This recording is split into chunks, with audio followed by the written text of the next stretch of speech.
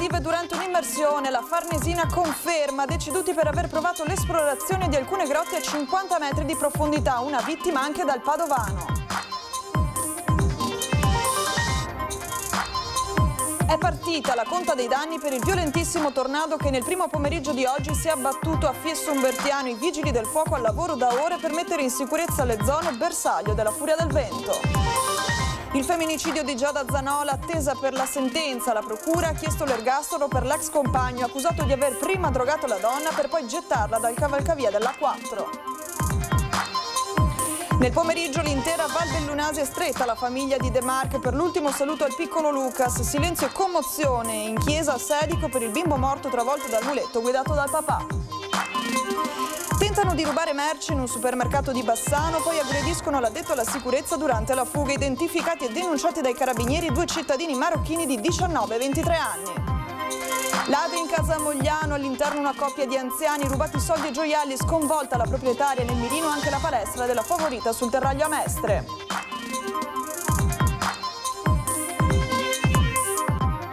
Antivirus, l'assessore regionale alla sanità Gerosa rassicura sulla gestione del paziente in isolamento. Il piano pandemico del Ministero dice è attivo.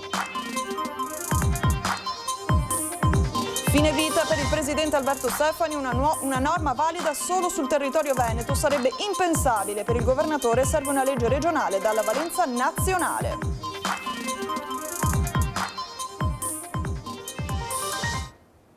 Buonasera e ben ritrovati con l'informazione di Antena 3, con l'informazione regionale. Lo avete sentito dai titoli, la cronaca. Infatti ci spostiamo subito alle Maldive dove c'è stata una tragedia. 5 connazionali hanno infatti perso la vita, confermare anche la Farnesina, tra questi anche un padovano. Appunto le altre 4 vittime sarebbero di Poirino, di Milano e 2 di Genova. L'allarme sarebbe scattato intorno alle 13:45 quando è stata segnalata la scomparsa dei sub. Le operazioni di ricerca sono state avviate immediatamente, si sono purtroppo concluse con il ritrovamento dei corpi. Tra le ipotesi avanzate al momento di alcuni esperti, quella di una possibile tossicità da ossigeno, una condizione che è legata alla respirazione prolungata di ossigeno ad alta pressione, che può provocare danni anche ai tessuti e compromettere il sistema nervoso centrale. Si tratta tuttavia di ipotesi. Al momento ovviamente le autorità stanno indagando sulla tragedia. Ed è partita invece la conta dei danni per il violentissimo tornado che si è scagliato nel primo pomeriggio di oggi nell'Alto Polesine, precisamente a Fiesso Umbertiano. I vigili del fuoco sono al lavoro da ore per mettere in sicurezza una casa bersaglio della furia del vento.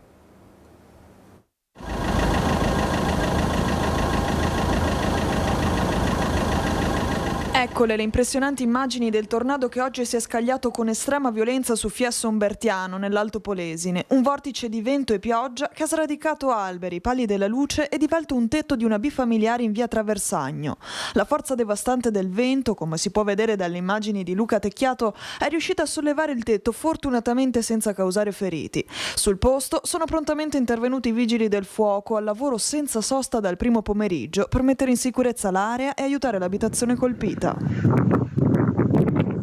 Immagini che mettono i brividi e che hanno creato non poco panico tra chi abita nelle vicinanze. Nei prossimi giorni i tecnici procederanno a mappare la larghezza e la continuità del corridoio di distruzione lasciato dal passaggio della tromba d'aria, oltre a quantificare l'entità dei danni. Sul posto è intervenuto anche il presidente del Veneto, Alberto Stefani, che proprio nelle scorse ore aveva dichiarato lo stato di emergenza regionale a seguito dell'ondata di maltempo che aveva colpito anche Verona, Treviso, Vicenza e Venezia negli ultimi giorni. Abbiamo aperto anche con tutti gli strumenti necessari la dichiarazione dello stato di emergenza per quanto riguarda il nostro territorio.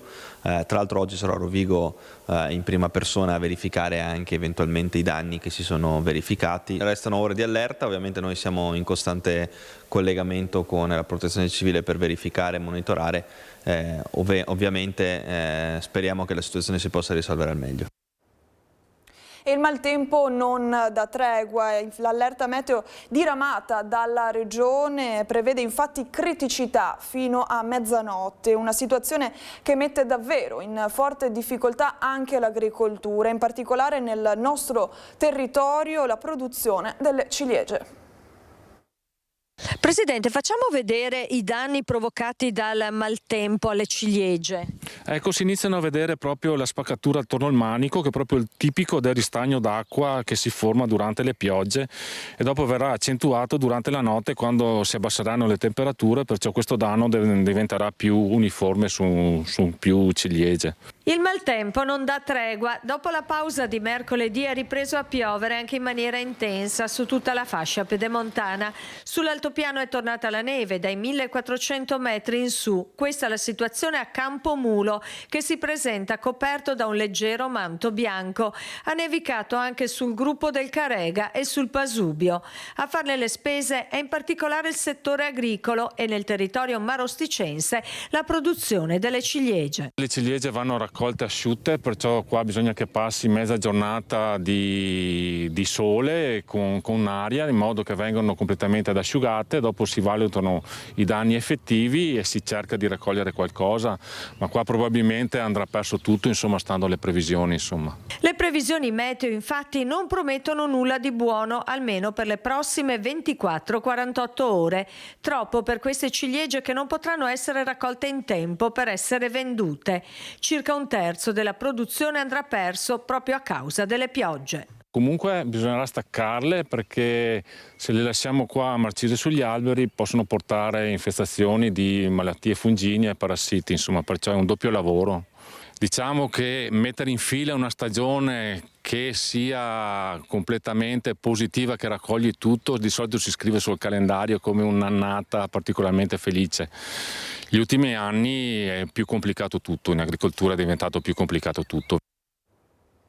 E oggi un'intera comunità si è stretta alla famiglia De Marc per l'ultimo saluto al piccolo Lucas. Silenzio e davvero tanta commozione nella piazza antistante la chiesa arcipetrale di Sedico, che non è riuscita ad accogliere chi ha voluto manifestare il proprio affetto e il proprio dolore.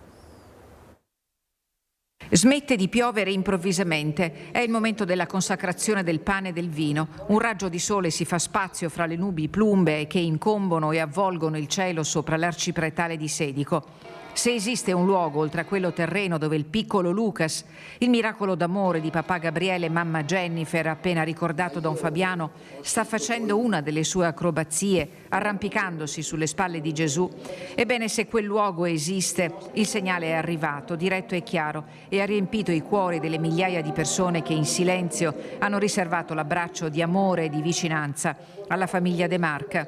Più tardi quello stesso raggio, potente e caldo, raggiunge la piccola bara di legno chiara sovrastata da un cuscino profumato di rose bianche e iris. In chiesa la funzione è preceduta dalle parole di amore e sostegno indirizzate a papà Gabriele e arrivano direttamente dall'anima di Lucas, il Piccenin, l'amore grande di mamma Jennifer. Sei nato per aiutare gli altri, per dare il dono della maternità, per far conoscere un amore infinito a me e al tuo papà, per rendere migliore questo mondo e chi ti incontrasse. E adesso sali in cielo per aiutare altri bambini bisognosi del tuo aiuto. È per te ogni cosa che c'è. Ninanà, ninae. Nelle parole di mamma Jennifer c'è spazio per le scuse delicate nei confronti dei soccorritori e degli agenti per aver fatto prevalere nei momenti più strazianti il dolore al posto dell'educazione e del rispetto, e ci sono i ringraziamenti alla comunità intera presente anche nel momento struggente del commiato. L'omelia di Don Fabiano del Favero, parroco di Longarone, originario di Rivamonte come mamma Jennifer, è intrisa di aneddoti felici e del ricordo lacerante di una settimana fa. Don Fabiano ha battezzato il piccolo Lucas e a Lucas riserva le carezze del Vangelo. Par quasi che qui amore non ci sia, messi di fronte allo straziante doverti salutare e lasciarti andare. E invece questa chiesa è inondata d'amore, dice fra le lacrime. Lucas, ora non serve più che tu chieda alla mamma di chiedere a Don Fabiano qualcosa di Gesù. E lì mi arrivavano le domande e i suggerimenti, magari con un audio, di modo che lo potessi ascoltare direttamente. Ora tu sai, Lucas, com'è il volto del Cristo. Ne riconosci i tratti, tu da sempre da lui pensato. Oggi sono io a farti una richiesta, piccolo amico. Arrampicati un poco sulla schiena di Gesù e sussurragli nell'orecchio. Li vedi? La mia mamma bella Jennifer e il mio grande papà Gabriele? Lo vedi? Il mio fratellino Nicola, insieme ai miei nonni e ai miei cari? Gesù, digli, fammi un piacere. So che tu per i bambini hai un debole. Aiutami a far sì che possa star loro accanto. Dentro e fuori la chiesa la commozione non dà tregua. I gesti per Gabriele e Jennifer sono semplici e carichi di affetto, sospesi nel silenzio di un tempo immobile, dove il ricordo di una vita breve continua a vivere dolcemente nelle mani e nei pensieri di chi resta. E torniamo a parlare di furti, questa volta alla Polisportiva Terraglio, precisamente a Mestre, dove ci sono stati pesantissimi danni subiti, dal materiale rubato ai danni provocati dagli atti vandalici. Un gruppo di malviventi è entrato dentro il nostro impianto, ha devastato la nostra sede, luogo di cura, dove moltissimi disabili ogni giorno vengono a riabilitarsi. Danni ingenti, hanno devastato le cassaforti, stiamo ancora quantificando quanto effettivamente ci è stato sottratto e i danni a tutte le strutture. Siamo veramente esterrefatti, se non disperati, perché per l'ennesima volta siamo sotto attacco di una criminalità che non guarda in faccia nulla e nessuno, neanche luoghi dove comunemente la gente viene a curarsi. È il terzo colpo in 3 mesi che subisce la sede della Polisportiva Terraglio e di Fisiosport a Mestre. L'allarme è suonato a 00:28, ma è stato disattivato con uno strumento apposito e i malviventi hanno potuto agire indisturbati, devastando quanto più possibile. Sono entrati dalla porta secondaria del parcheggio retrostante, poi hanno preso di mira l'ufficio di presidenza, la segreteria, il front office, il bar.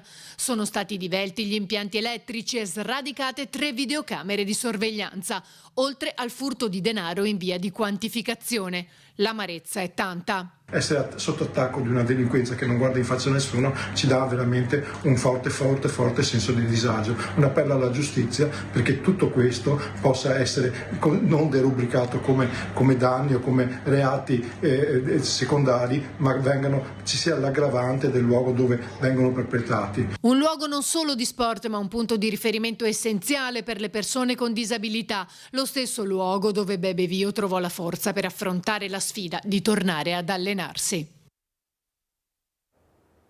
Ci spostiamo ora a Mogliano Veneto, precisamente in via Magenta, dove 2 o forse 3 malviventi si sono introdotti in una villetta, mentre all'interno c'erano i proprietari, una coppia di anziani molto conosciuta in zona. Sul caso indagano ora gli investigatori che stanno passando al setaccio le telecamere di videosorveglianza della zona ovest di Mogliano. Sono entrati nel cuore della notte in silenzio mentre i proprietari erano ancora dentro casa, attimi di puro terrore in via Magenta nella zona ovest di Mogliano Veneto, dove una banda composta da 2 o forse 3 malviventi ha preso di mira la villetta della famiglia Bovolato dove vivono i 2 anziani coniugi. Voi eravate in casa allora? Certo. E non avete sentito niente? Nulla. Il furto è avvenuto attorno alle 22. I ladri hanno utilizzato la cosiddetta tecnica del buco sulla finestra, un foro praticato sugli infissi per riuscire ad aprire la serratura senza fare rumore e senza attirare l'attenzione. Una volta dentro, i malviventi si sono mossi con estrema cautela, hanno rovistato nelle camere da letto, nei mobili e negli armadi, mettendo completamente a soqquadro parte dell'abitazione, risparmiate soltanto la cucina e il salotto, dove in quel momento si trovavano separatamente i 2 anziani coniugi. Io ero in cucina, mio marito in salotto, ma hanno passato tutte le stanze e noi non ci siamo visti niente. Per fortuna che mi sono trattenuta ad andare a letto quella mezz'ora che loro sono passati, ma non ho sentito nulla.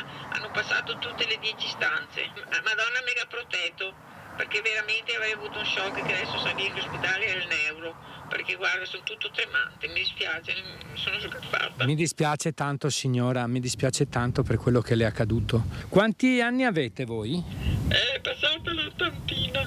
Solo il caso ha evitato il peggio, vittime e ladri infatti non si sono mai incrociati faccia a faccia, un dettaglio che oggi viene visto come una vera fortuna considerando la tensione e la paura vissute dalla coppia.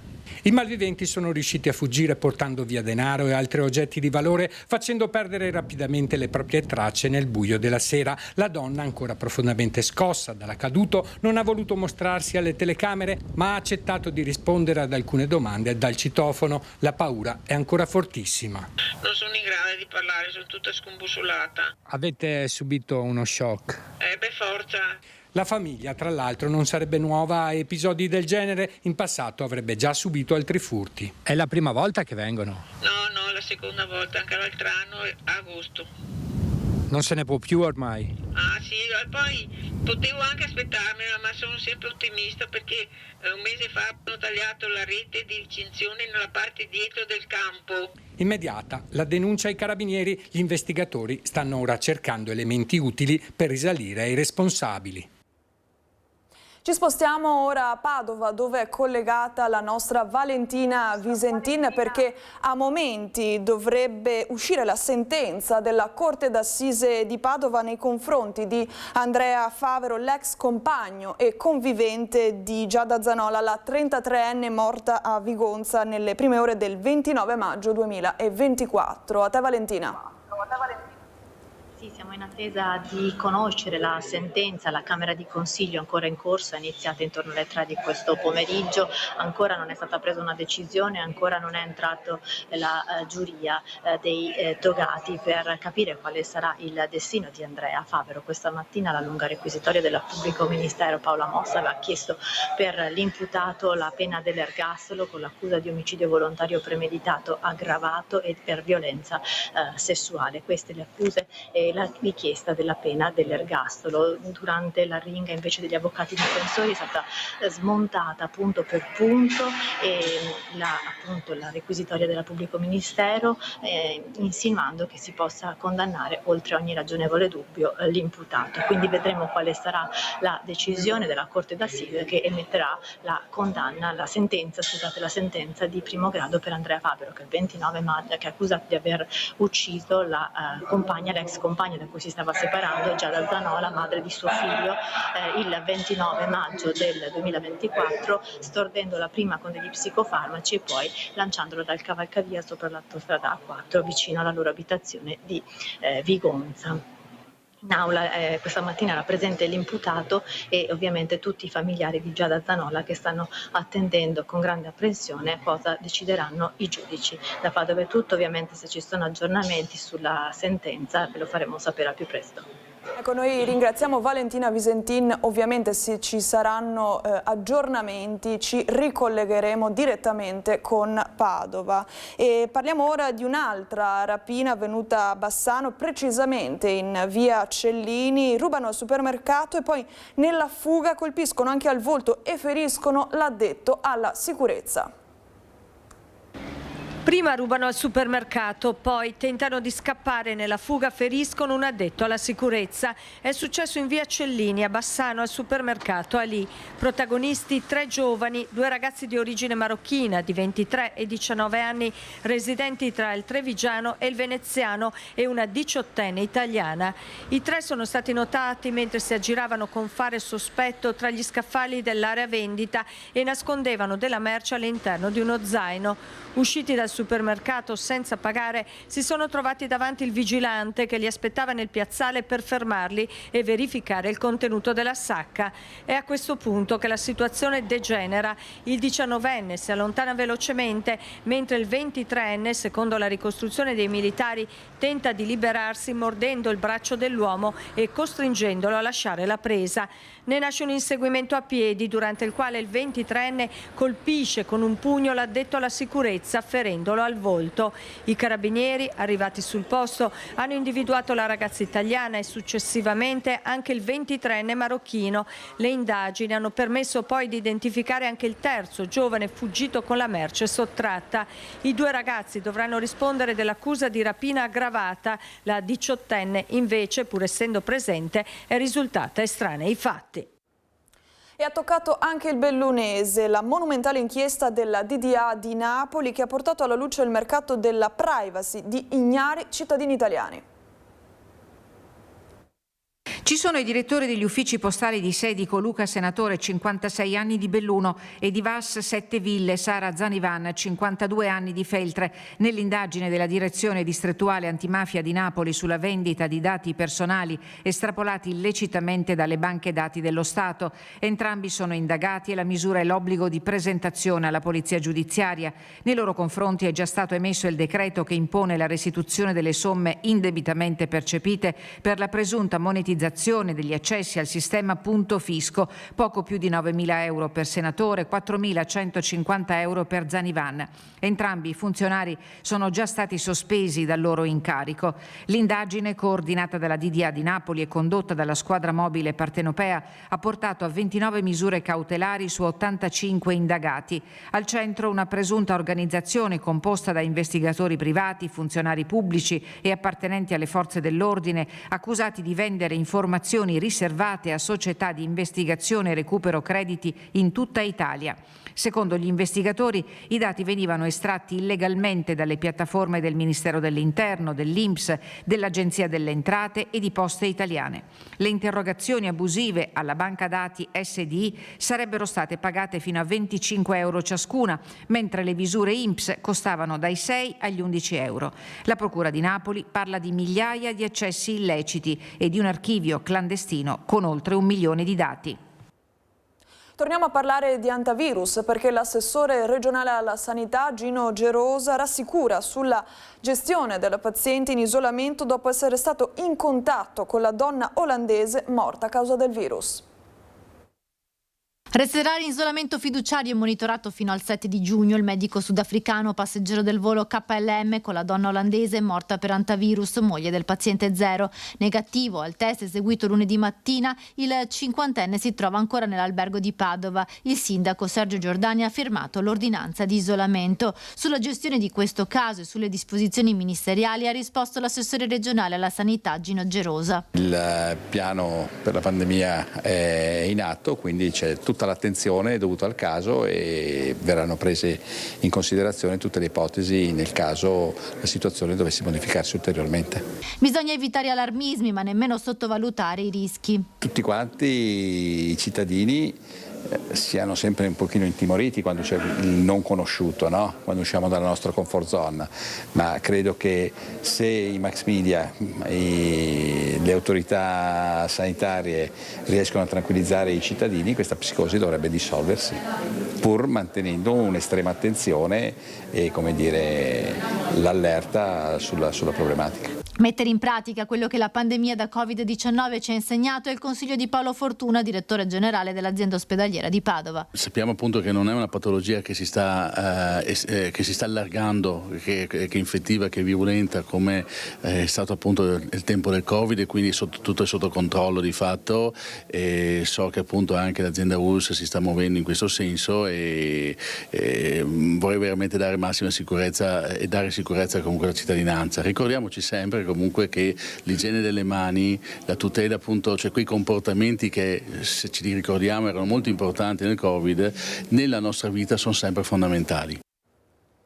Parliamo ora di fine vita per il presidente del Veneto Alberto Stefani. Una norma valida solo sul territorio veneto sarebbe impensabile e ribadisce quindi la necessità di un intervento nazionale dal Parlamento. Il fine vita torna al centro del dibattito politico anche in Veneto, riaprendo lo scontro sulle competenze tra Regione e Parlamento. Il prossimo 3 giugno, proprio a Palazzo Madama, si inizierà a discutere sulla proposta di legge. A pronunciarsi sul tema anche il presidente del Veneto, Alberto Stefani. È fondamentale dire le cose come stanno in questo senso. Fine vita è un tema di carattere nazionale. Chiunque ci sta ascoltando capisce che non può esistere che una regione disciplini la cosa in maniera completamente diversa dagli altri. Però se vogliamo essere concreti sul punto, la Regione ha una prerogativa che è la legge di iniziativa regionale, una legge statale, quindi che viene proposta al Parlamento e il Parlamento poi può approvarla. Tra l'altro risulta che il Parlamento sta calendarizzando i progetti di legge in materia di fine vita e quindi se vogliamo davvero arrivare a questa discussione dobbiamo scegliere questa strada. Tutte le altre strade portano ad un vicolo cieco. Per il governatore è impensabile che norme su temi così delicati possano valere soltanto in un singolo territorio, da qui l'appello a una disciplina nazionale condivisa. Esiste questa prerogativa da parte della Costituzione, le sentenze della Corte Costituzionale sulla legge toscana e sulla legge della Sardegna che hanno provato a disciplinare in via autonoma, quindi a livello regionale, il fine vita sono state smantellate. Quindi o continuiamo ad andare addosso al muro oppure scegliamo di fare un'altra strategia, quella di proporre un'iniziativa di legge che parte dalla Regione e che arrivi però al Parlamento. Solo il Parlamento può disciplinare in maniera organica una disciplina che riguarda i diritti della persona. È ovvio che nessuna regione può decidere in maniera autonoma rispetto alle altre su un tema come questo, sono proprio questioni che tra l'altro la Corte Costituzionale ha chiarito in maniera netta. E questa era anche l'ultima notizia di oggi, l'informazione di Antenna 3 vi dà appuntamento alla prossima edizione. Buona serata.